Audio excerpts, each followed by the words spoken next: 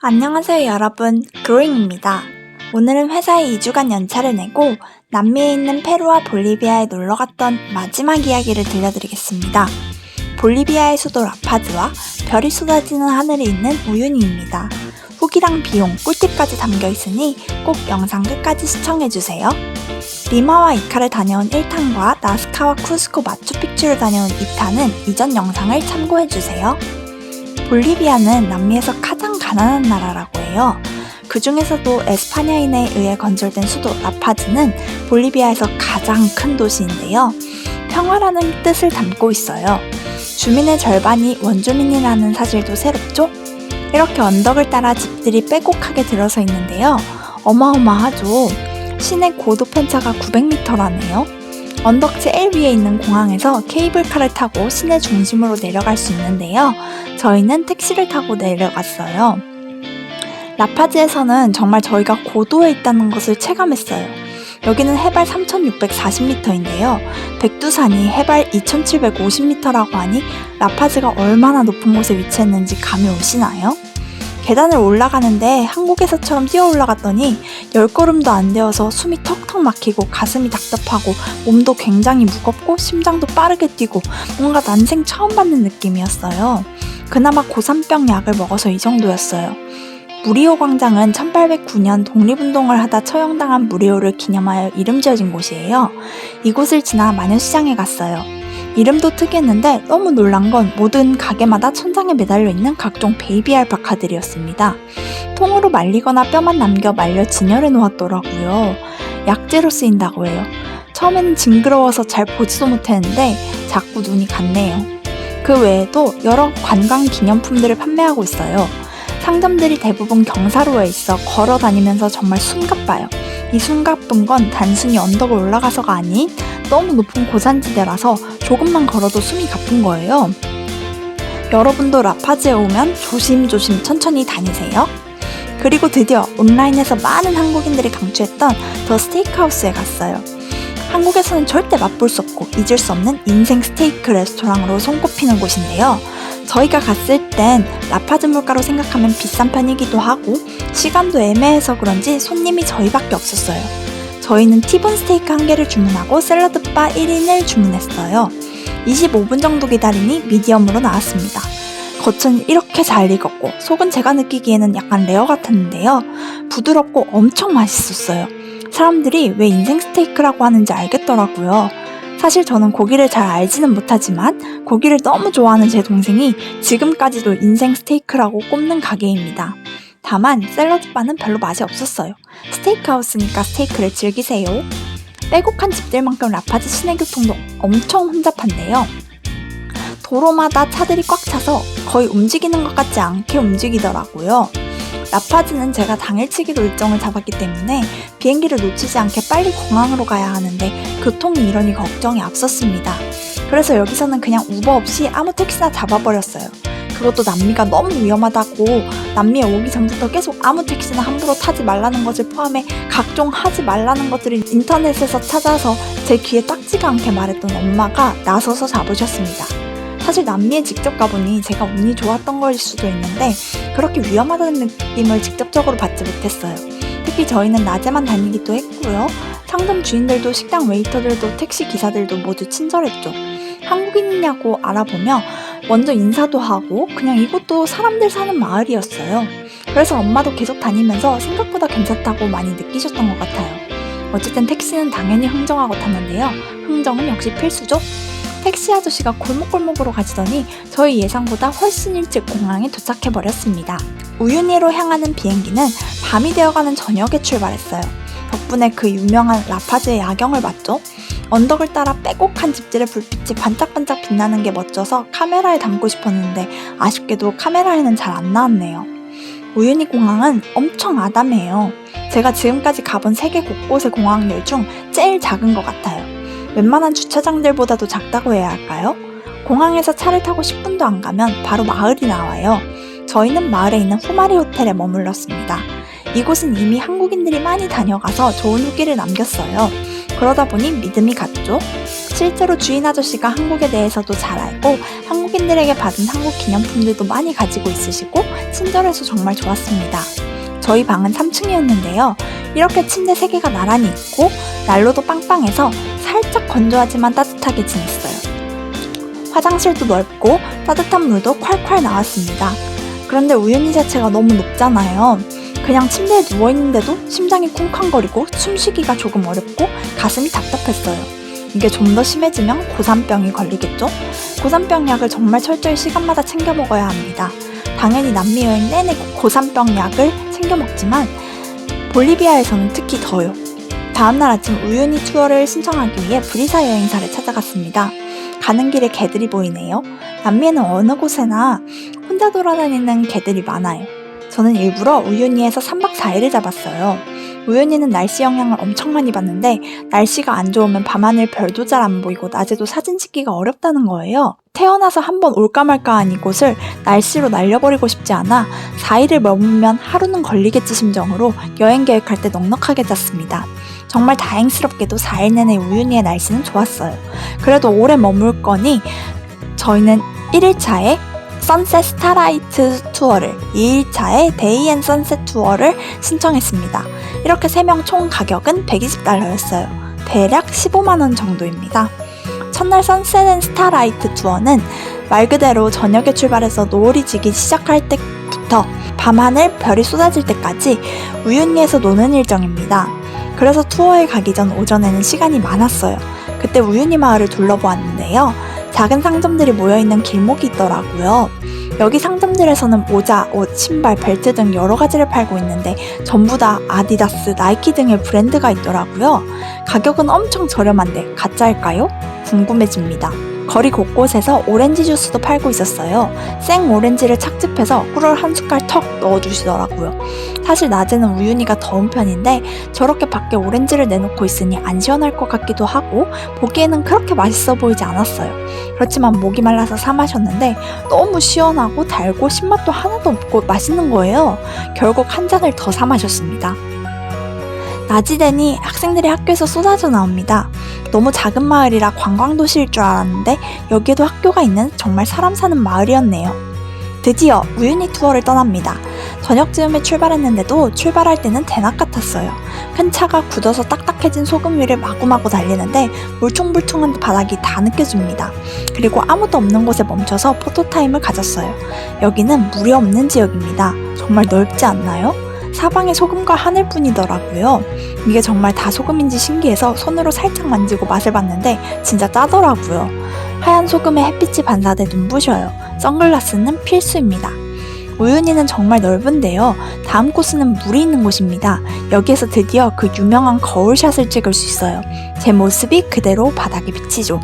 우윤희에 가면 어떻게 그렇게 다 포즈를 잘 취하는지 우린 어떤 포즈를 취할지 고민하셨나요? 여기 가이드들이 포토 박사입니다. 사람들이 SNS에 올리는 후기 사진들은 대부분 가이드들이 알려주는 포즈였어요. 첫날 저희의 가이드는 마르코였는데요. 영어가 능숙하지 않은 볼리비아 분이라 말은 잘 통하지 않았지만 바디랭귀지로 모든 걸 알아듣고 이해했습니다. 이런 사진들 많이 보셨죠? 사진을 찍을 때 너무 재밌었어요. 그리고 역시 우윤희 사막은 지상에 존재하는 커다란 거울입니다. 가이드는 누구로 할지 미리 알아본 건 아니고 랜덤이었는데 정말 좋은 가이드였어요. 만약 가이드 이름을 알고 가면 여행사에서 투어 예약할 때 사전에 그 가이드로 해달라고 정할 수 있는데요. 마르코는 정말 강추예요. 제가 소니 카메라를 가지고 다니는데 저도 모르는 카메라 기능을 뚝딱뚝딱 만지더니 풍경에 맞게 조절해서 너무 잘 찍어주시는 거예요. 심지어 제 카메라 설정이 한글이었는데 얼마나 많은 관광객들의 다양한 카메라를 다루었는지 잘 아시더라고요. 그렇게 나중에는 밤하늘의 별까지 너무 멋지게 담아주셨어요.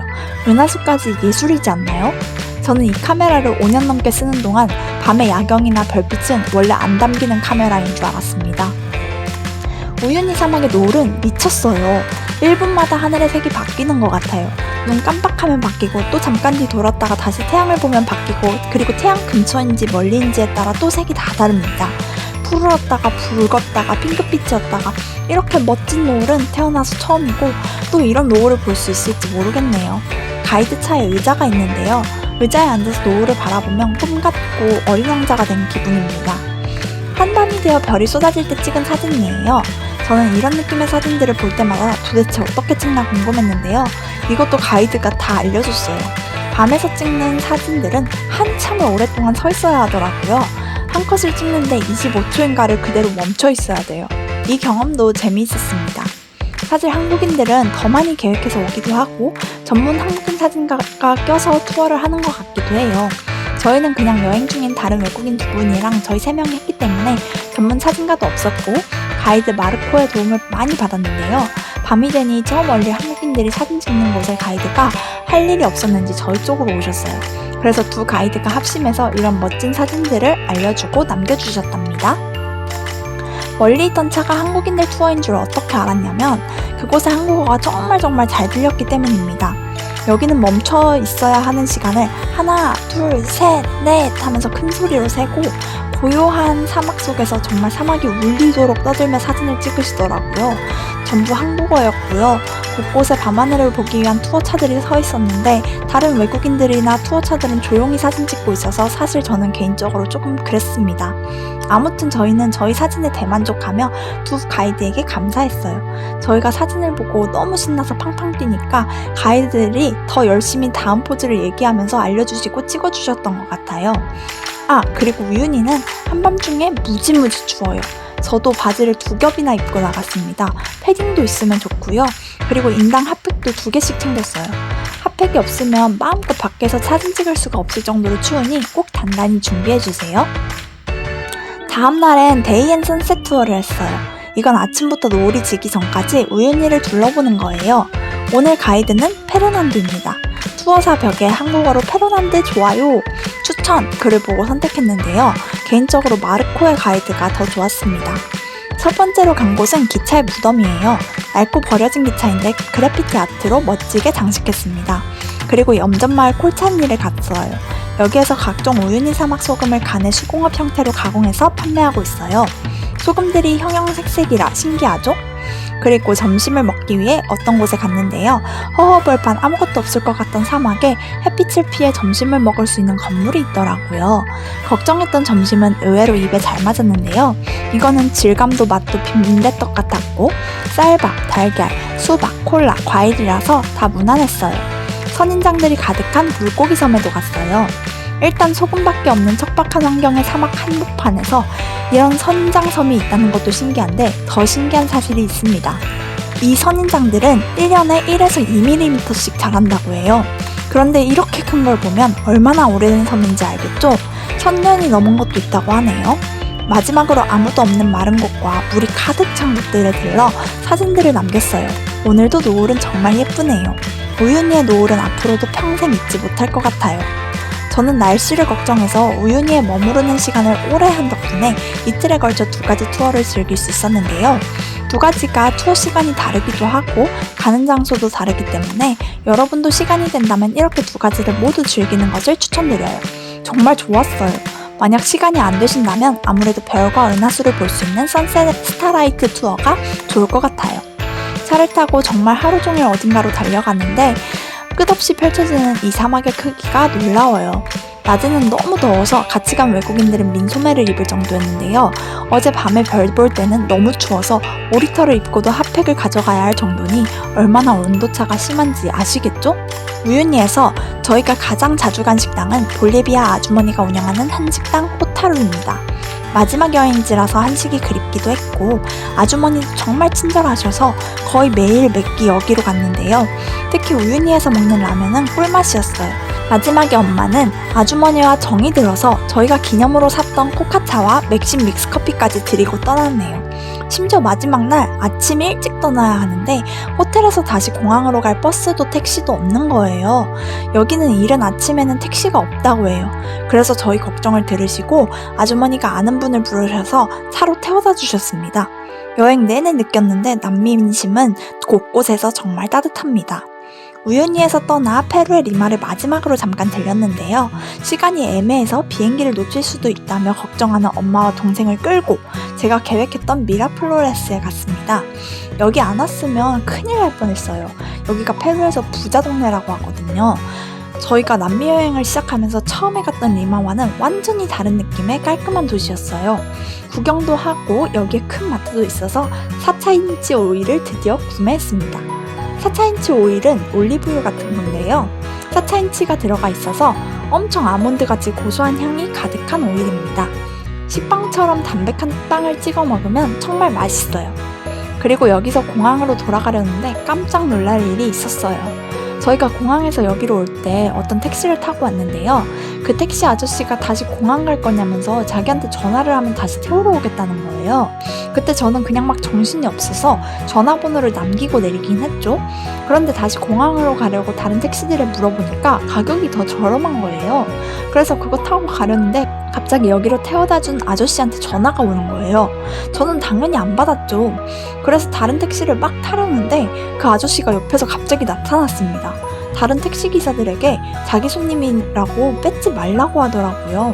그래서 저는 너무 당황하고, 아니 우리가 여기 미라플로레스에서 1시간을 넘게 구경했고 처음에 들어갔던 곳과도 다른 곳에서 나왔는데 도대체 우리 위치를 어떻게 알았나, 우리를 어떻게 찾아왔나 소름이 돋았지만 어쨌든 아저씨가 부르는 가격이 더 비싸다고 말은 했죠.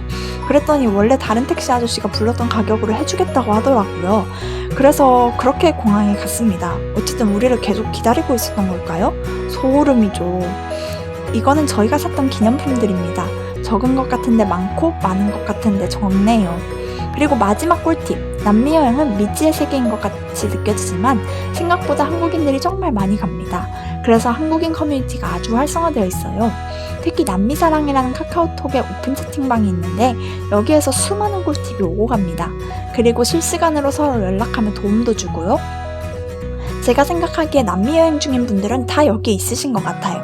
여행철이 아니라서 그런지 거리에서는 한국인을 잘 못 봤지만 어쨌든 곳곳에 있으신 것 같아요. 필요하면 바로바로 도움을 받을 수 있습니다.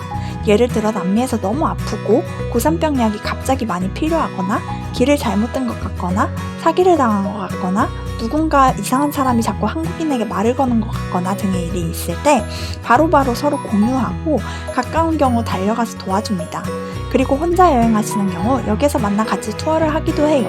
우유니 사막 투어는 특히 한 투어당 6명이 있어야 하는데 여기에서 그룹을 생성해 같이 가는 것 같기도 해요. 우유니 전문 사진사분들도 여기에 있습니다. 아무튼 안전과 여러 가지를 위해 남미를 여행하는 동안 이 단톡방은 꼭 들어가 주세요.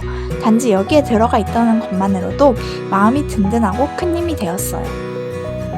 남미에는 얼마나 많은 한국인들이 다녀갔는지 페루인과 볼리비아인들도 간단한 한국어도 조금씩 하고 한국인들을 바로 알아보며 환영하죠.